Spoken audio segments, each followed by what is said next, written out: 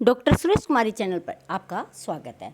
आज देखिए हम कल होने वाले समाजशास्त्र के पेपर के लिए कुछ महत्वपूर्ण उन प्रश्नों को रिवीजन करेंगे जो एक एक नंबर के प्रश्न हैं और जो पेपर में पूर्ण रूप के आने की संभावना है।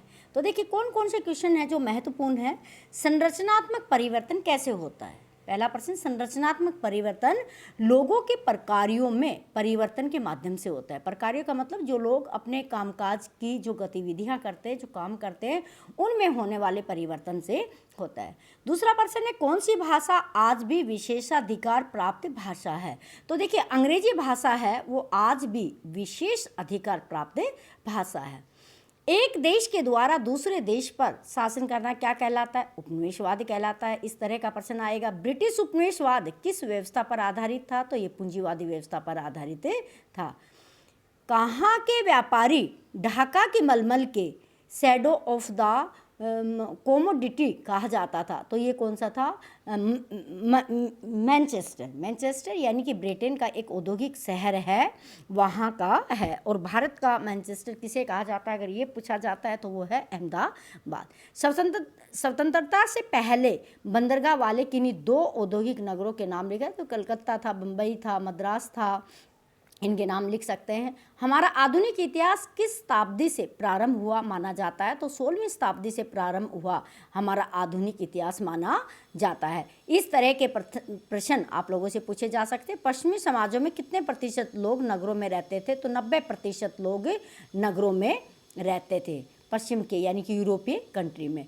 और देखिएगा महत्वपूर्ण प्रश्न है, भारत के किन्हीं दो प्राचीन व्यापारिक नगरों के नाम बताइए? तो सूरत और दूसरा है मसूलीपट्टनम। नेक्स्ट प्रश्न देखिएगा, भारत में चाय उद्योगों की शुरुआत कब हुई थी? ये 1851 में हुई थी। ज़्यादातर चाय बागान कहाँ स्थित है? असम में है। चाय बागानों में श्रमिकों की नियुक्ति कैसे होती थी? ठेकेदारी के बेस पर की जाती थी। मैं बहुत जल्दी रिपीट करूं क्योंकि समय बहुत कम है, कल ही आप लोगों का पेपर है। सिर्फ उन्हीं प्रश्नों पर नज़र डाल रही हूं जो प्रश्न आप लोगों को करनी है, बाकी आप स्क्रीनशॉट लेकर और भी कर सकते हैं। योजना आयोग का गठन कब हुआ था? मार्च 1950 को हुआ था। किस समाजशास्त्री ने 3 नगरीय प्रभावों की व्याख्या की थी? तो वो M.A. राव थे। भारत में ईस्ट इंडिया कंपनी की स्थापना कहाँ हुई थी? कलकत्ता, पश्चिम बंगाल में हुई थी। भारत में 1 करोड़ से अधिक जनसंख्या वाले महानगर कौन से हैं? तो दिल्ली है, बम्बई है, कलकत्ता है। इस तरह के प्रश्न पूछे जा सकते हैं। असम में चाय बागानों के अंग्रेज मालिक कैसे रहते थे? तो अपनी मेमो के साथ, रात से ठाठ बाट के साथ वो वहाँ पे रहते थे। खालिस्तान के प्रश्न पूछे जा सकते हैं। एक देश के द्वारा दूसरे देश पर शासन करने को क्या उपनिवेशवाद कहा जाता है? पश्चिमी ढंग की शिक्षा पाकर कौन से वर्ग का उदय हुआ था? मध्यम वर्ग का उदय हुआ था। औद्योगिकरण के कारण ब्रिटेन समाज सबसे पहले कौन सा समाज था? नगरीय समाज था। पश्चिमी समाजों में 90% से ज़्यादा लोग गाँवों में रहते थे। ये सही है गलत है? ये गलत है क्योंकि वो शहरों में रहते थे। ठीक है ना। इस तरह के 1-2 प्रश्न और इसमें से पूछे जा सकते हैं। MCQ में पूछा जा सकता है, ब्रितानी उपनिवेशवाद किस व्यवस्था पर आधारित था? तो ये पूंजीवादी व्यवस्था पर आधारित था। औपनिवेशिक शासन के अंतर्गत भारत में कौन सी एकीकरण उपलब्धि भारी कीमत चुकाकर हासिल की थी? तो वो कोई आर्थिक, प्रशासनिक और राजनीतिक, ये सारी ही उपलब्धि हमने क्या की थी? भारी कीमत चुकाकर प्राप्त की थी। निम्नलिखित में से कौन सा समाज औद्योगिकरण के कारण ग्रामीणों से स्थानांतरित होकर नगरीय समाज में परिवर्तित हो गया? जापान, ब्रिटेन, अमेरिका, उपयुक्त सभी। तो ये सारे के सारे ही थे कि ये गांवों से शहरों में क्या हो गए थे? परिवर्तित हो गए थे। भाखड़ा नांगल बांध किस प्रदेश में स्थित है? तो देखिए पंजाब, हरियाणा, हिमाचल, दिल्ली। तो कहाँ पे? पंजाब में स्थित है। नेक्स्ट प्रश्न देखिएगा, सामाजिक संरचना क्या है? लोगों के संबंधों की तत्व व्यवस्था क्या है? सामाजिक संरचना है। नेक्स्ट देखिएगा, भारत में सामाजिक सुधार आंदोलन की शुरुआत कब हुई थी? तो 19वीं शताब्दी में हुई थी। हिंदू शास्त्रों के आधार पर सती प्रथा का विरोध किसने किया था? राजा राम मोहन राय ने किया था। विधवा पुनर्विवाह का समर्थन किसने किया था? रानाडे ने किया था। इस तरह के प्रश्न। आर्य समाज की स्थापना का उद्देश्य क्या थे? हिंदू धर्म को पुनर्जीवित करना और जाति प्रथा में जो भेदभाव है उसको खत्म करना, ये था। नेक्स्ट देखिएगा, खालिस्तान में पूछा जा सकता है, खालिस्तान में अंजुमन ए खवातीन ए इस्लाम की स्थापना किसने कब हुई थी? 1914 में हुई थी। ठीक है। पुणे में महिलाओं के लिए पहला विद्यालय खोला था ज्योतिबा फुले ने। ठीक है। संस्कृतिकरण की उत्पत्ति किसने की थी? एम.एन. श्रीनिवास ने की थी। इस तरह के प्रश्न आ सकते हैं। The source of the knowledge पुस्तक किसने लिखी थी? बहुत इंपॉर्टेंट है, ये थे कंदुकिरी वीरेशलिंगम, ध्यान रखिएगा। नेक्स्ट, ब्रह्म समाज की स्थापना राजा राम मोहन राय ने की थी, ठीक है। और ये ब्रह्म समाज की स्थापना कहाँ की गई थी? ये भी पूछा जा सकता है, ये पंजाब में की गई थी। अंग्रेज शासकों ने भारत में कितने वर्षों तक राज्य किया था? तो 150 वर्षों तक क्या किया था? राज्य किया था। इसी तरह नेक्स्ट प्रश्न, लोकतंत्र क्या है? जनता का जनता के द्वारा जनता के लिए शासन है। लोकतंत्र की कोई दो मुख्य श्रेणियां, प्रत्यक्ष लोकतंत्र, प्रतिनिधि लोकतंत्र, ठीक है। इस तरह के प्रश्न हो सकते हैं। पंचायती राज किस व्यवस्था का उदाहरण है? विकेंद्रीयकरण व्यवस्था का उदाहरण है। भारतीय लोकतंत्र का मूलाधार क्या है? भारतीय संविधान है। जो गलती करते हैं बच्चे वो ये करते हैं, भारतीय संविधान निर्मात्री सभा के सभापति डॉक्टर राजेंद्र प्रसाद और संविधान प्रारूप समिति का सभापति कौन थे? डॉक्टर भीमराव अंबेडकर, ये ध्यान रखना है। और 26 नवंबर 1949 को संविधान बनके तैयार हो गया था। 26 जनवरी 1950 को क्या किया था? लागू किया गया था। इस तरह के एक एक नंबर के प्रश्न पूछे जा सकते हैं। नेक्स्ट देखिएगा, भारत के ग्रामीण समाजों में परमेश्वर की संज्ञा किसे दी थी? तो ये किसको? खालिस्तान पंचों को दी गई थी, ठीक है। दुनिया का सबसे बड़ा लोकतंत्र है वो कहाँ पे है? भारत में। इस तरह का प्रश्न आ सकता है।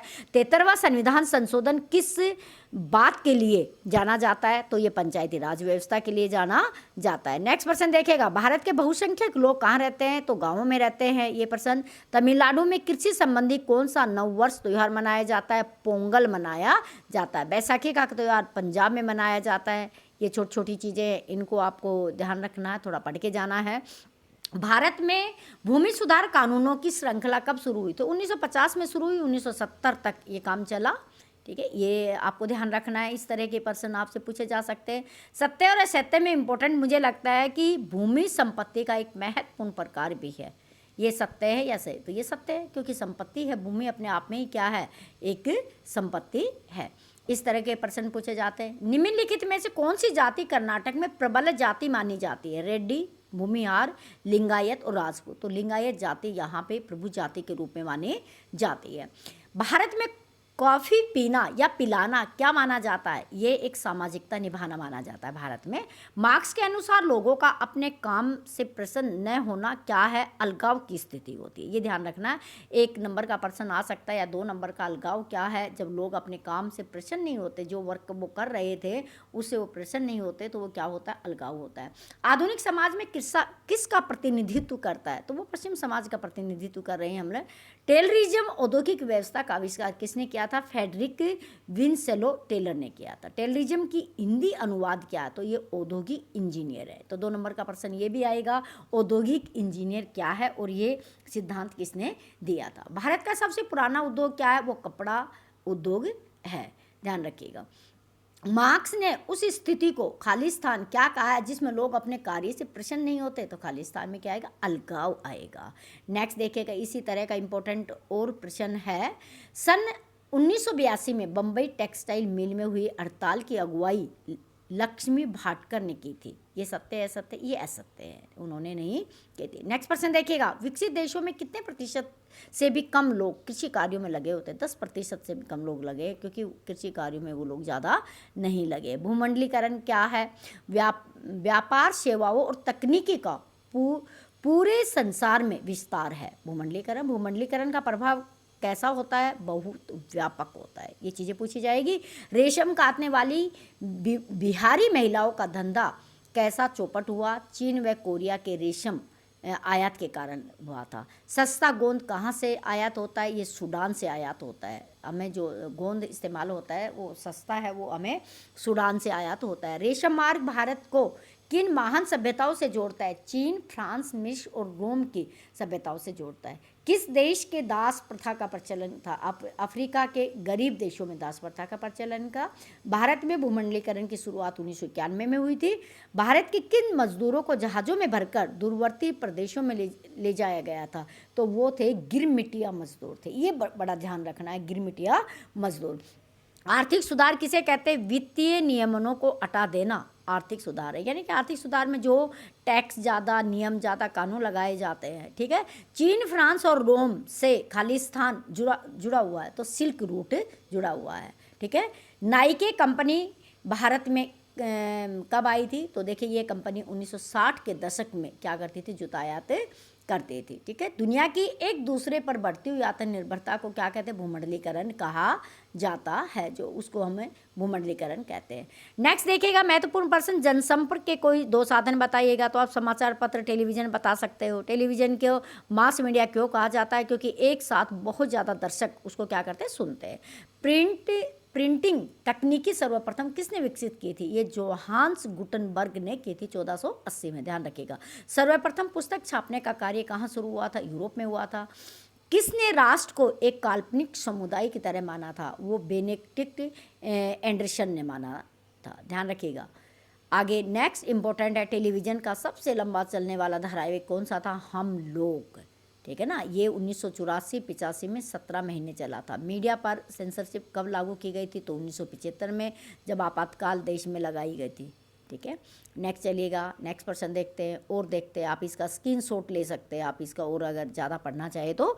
झारखंड किस राज्य को काट कर बनाया गया था? तो बिहार राज्य को काट कर बनाया गया था। ठीक है, गरीब उत्पीड़ित लोगों के लिए किस शब्द का प्रयोग किया जाता था? तो दलित शब्द का प्रयोग किया जाता था। रेल कर्मचारियों का सबसे बड़ी हड़ताल कब हुई थी? ये 1974 में हुई थी। वेरी वेरी इंपॉर्टेंट है।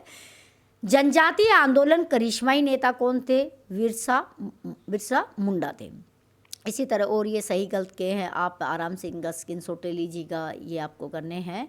हाँ, अनक्वाइट वुड्स पुस्तक के लेखक, चिपको आंदोलन का विस्तार इसमें किया गया। लेखक कौन थे? रामचंद्र गुहा थे। बहुत इंपॉर्टेंट है।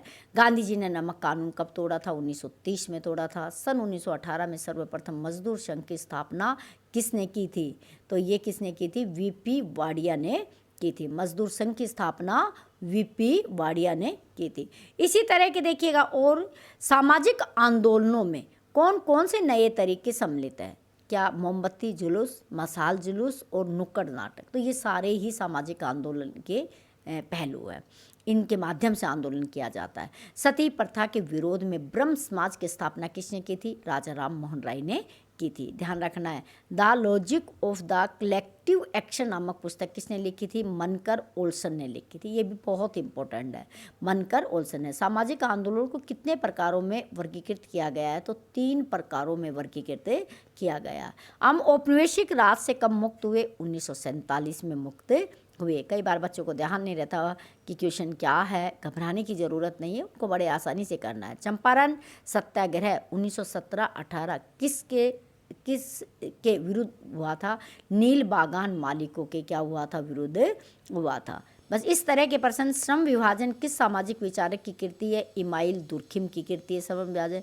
सापेक्षिक वंचन सिद्धांत किस संघर्ष को दर्शाता है? जब किसी सामाजिक समूह की स्थिति उसके आसपास के लोगों से खराब होती है तो वह इसके लिए क्या करता है? संघर्ष करता है। ये दिखाता। अंग्रेजों के विरुद्ध दांडी मार्च के सूत्रधार कौन थे? तो आपको पता है कि ये महात्मा गांधी थे। इस तरीके से प्रश्न आप लोग करिएगा, और भी आप इनका स्क्रीनशॉट ले रहे थे, मैं आपको इसीलिए दिखा रही कि स्क्रीनशॉट लेके आप इस चीज़ को क्या है बड़े अच्छे से कर सकते हैं। मीडिया लोकतंत्र का चौथा खाली स्थान कहा जाता है। क्या कहा जाता है? स्तंभ कहा जाता है। 1975 में आपातकाल के दौरान खालिस्तान पर सेंसरशिप लागू की, तो वो किस पर लगाई थी? मीडिया पर लगाई गई थी। श्रीमती इंदिरा गांधी मीडिया पर लगाई थी। स्वतंत्रता प्राप्ति के समय भारत में कितने रेलवे स्टेशन थे? 6 रेलवे स्टेशन थे। समाचार पत्रों में सभी प्रकार के पाठकों की रुचि का ध्यान रखना क्या कहलाता है? सूचना रंजन कहलाता है। सूचना रंजन कहलाता है। ये बड़ा इंपॉर्टेंट है। किस भाषा के समाचार पत्रों को राष्ट्रीय दैनिक कहा जाता है? अंग्रेजी भाषा के समाचार पत्रों को कहा जाता है। तो इस तरह आप इन प्रश्नों की, यानी कि शॉपिंग मॉल, मल्टीप्लेसेस, सिनेमाघर, स्विमिंग पूल आदि किस संस्कृति को दर्शाते हैं? ये उपभोग की संस्कृति को दर्शाते हैं। इन चीज़ों को ध्यान रखिएगा, उपभोग की संस्कृति को दर्शाते हैं। देखिए, बाहर रहित अर्थव्यवस्था में कंप्यूटर, सॉफ्टवेयर, मीडिया व इंटरनेट आधारित सेवाएं सम्मिलित होती है। ये सही है। और ये वैसे भी पूछा जा सकता है कि बाहर रहित अर्थव्यवस्था क्या है? पारराष्ट्रीय कंपनियां एकाधिक देशों में अपना माल का उत्पादन करती है या सेवाएं प्रदान करती है? ये भी क्या है? सही है। यानी कि एक से अधिक देशों में बहुराष्ट्रीय कंपनियां क्या होती है? स्थापित होती है। हर तरह की सुविधा वहाँ पे क्या करती है? उनको देती है। भूमंडलीकरण का एक आयाम है उदारीकरण की आर्थिक नीति। अच्छा, भारत में नाइक के जूतों का उत्पादन किस दशक में शुरू हुआ था? तो ये ध्यान रखिए 1960 में। अंतर्राष्ट्रीय संस्था का एक का नाम बताइए। विश्व व्यापार संगठन WTO, ठीक है। एक केंद्रीय स्थान पर विशाल पैमाने पर उत्पादन क्या कहलाता है? वो क्या कहलाता है? फोर्डवाद। क्या? फोर्डवाद। भूमंडलीय संचार के प्रमुख साधन कौन कौन से हैं? तो मोबाइल है, फ़ोन है, डिजिटल है, केबल है, टेलीविज़न है, इंटरनेट है। किस भारत की वित्तीय राजधानी कहा जाता है? किस शहर को? तो मुंबई को कहा जाता है वित्तीय राजधानी। ज्ञानात्मक अर्थव्यवस्था क्या होती है? देखिए, बुद्धिमत्ता से जुड़े कार्य जैसे डिजाइन, विकास, प्रौद्योगिकी, ये ज्ञानात्मक अर्थव्यवस्था कहलाते हैं। बाहर रहित अर्थव्यवस्था अभी मैंने बताई, कंप्यूटर, सॉफ्टवेयर, मीडिया होते हैं, वो बाहर रहित अर्थव्यवस्था होती है। भूमंडलीकरण के साथ स्थानीय का मिश्रण क्या कहलाता है? भूस्थानीयकरण कह सकते हैं, भूस्थानीय कह सकते हैं, ठीक है। इन्हीं प्रश्नों को आप बड़े अच्छे से करेंगे तो कल आप कर पाएंगे। भारत में ट्रेड यूनियन एक्ट कब पास हुआ था? तो ये 1926 में पास हुआ था। सभी स्टूडेंट को बेस्ट ऑफ लक, और मुझे उम्मीद है कि जो प्रश्न मैं अभी आपको रिपीट करवा रही हूँ, और इससे पहले मैंने 2 वीडियो 2-2 नंबर के लिए डाली है, बड़ा प्रश्न डाला है, तो उन प्रश्नों में से आपका बहुत कुछ आएगा। Best of luck. निर्भीक होकर, बिना डरे हुए, ठीक है, और बड़ी सावधानी के साथ पेपर आप लोग करें। और सबसे ज़्यादा ज़रूरी बात वो ये है कि पेपर को आप पहले अच्छे से पढ़ें, क्योंकि जब तक आप लोग पेपर नहीं पढ़ते हैं तो वो पेपर आपके समझ में नहीं आता है, और जब तक पेपर नहीं समझ में आएगा तो आप उसको कर नहीं पाएंगे। तो एक छोटे प्रश्नों को आप बड़े ध्यान से पढ़ें, फिर उसके बाद आप उसका उत्तर दें। Thanks for watching. आप चैनल को सब्सक्राइब कीजिएगा, लाइक कीजिएगा। इस तरह की यूजफुल वीडियो मैं आपके लिए लाती रहूँगी। धन्यवाद।